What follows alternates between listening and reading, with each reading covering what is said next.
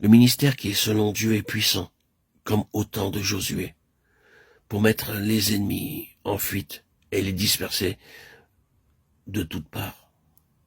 Or, ce ministère ne peut s'exercer qu'en vertu de ce que Christ est en nous. Ah, si nous pouvions seulement restaurer le ministère sur cette base-là. Le ministère qui est d'en haut n'est rien de plus et rien de moins que la révélation de Jésus-Christ dans le cœur de l'enfant de Dieu. Votre ministère sera efficace suivant ce que Christ est pour vous et en vous. Dieu ne peut pas sortir de cette norme. Tout ce que nous croyons pouvoir inclure de plus dans le terme ministère reste en dehors de la pensée de Dieu. S'il met à nu toute notre vie intérieure, ce témoignage ne devient pas moins une obligation très simple. Ce ne sont pas nos dons de parole qui nous qualifient, ni notre bagage intellectuel. Nous bénissons Dieu pour toutes les ressources de cet ordre qui lui plaît de mettre à notre disposition et qui peuvent trouver un emploi utile.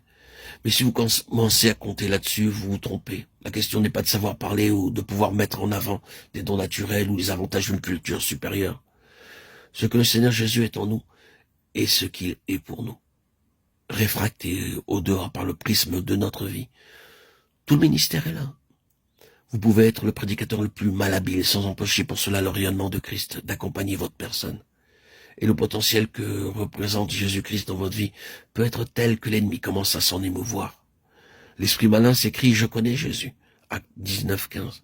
Voilà un ministère quand les puissances du mal sont obligées avant même que vous ouvriez la bouche de tenir compte de la présence de Christ. Ou quand ceux qui vous entourent réalisent la présence de quelque chose qui les rend mal à l'aise en face du péché. Il peut arriver que quelqu'un se laisse aller à pécher sans se rendre compte qu'il pêche, jusqu'au moment où Christ intervient sur la scène en l'un de ses serviteurs. Alors la lumière se fait en celui qui pêche. Et il se sent coupable. C'est la présence de Christ qui a tout bouleversé. Dieu a brillé dans nos cœurs.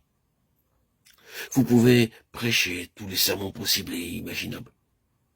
L'effet produit ne se montrera pas à un iota si votre présence ne révèle pas Christ à votre entourage. La présence de Christ, perçue par la conscience des autres en face de l'homme ou la femme de Dieu, voilà la mesure de notre héritage. Et ce ministère-là est ouvert à tous. Nous avons ce ministère et nous avons ce trésor dans les vases de terre. Pourquoi Dieu choisit-il de tels vases? Et pourquoi, s'il met la main sur un vase de choix, est-il obligé de l'entreprendre et de le passer au creuset jusqu'à ce qu'il l'ait rendu petit à ses yeux?